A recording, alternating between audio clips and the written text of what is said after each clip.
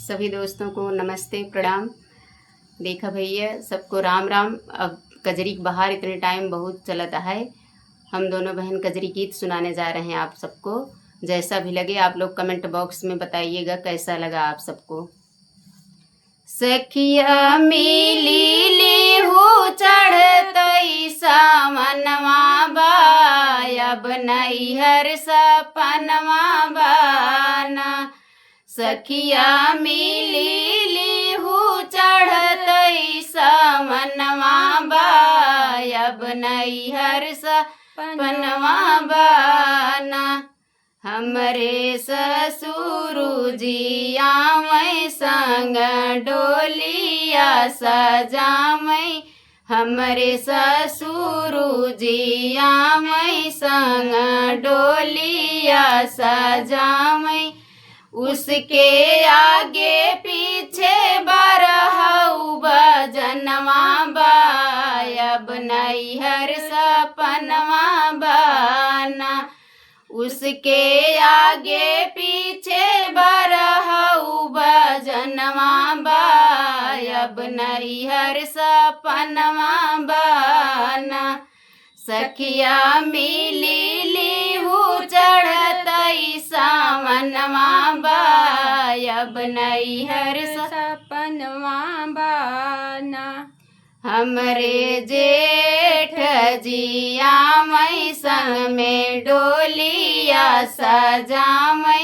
हमरे जेठ जी आमै संग में डोलिया सजामै। उसके आगे पीछे बरहु बजनवा बायब नैहर सपनवा बाना। उसके आगे पीछे बरहु बजनवा बायब नैहर सपनवा बाना।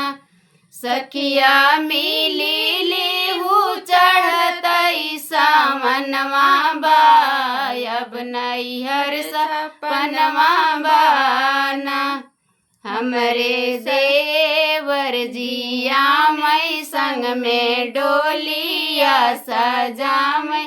हमरे देवर जी आमै संग में डोलिया सजामै।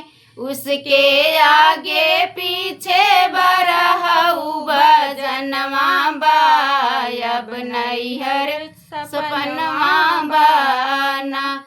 उसके आगे पीछे बरहु बजनवा बायब नैहर सपनवा बाना।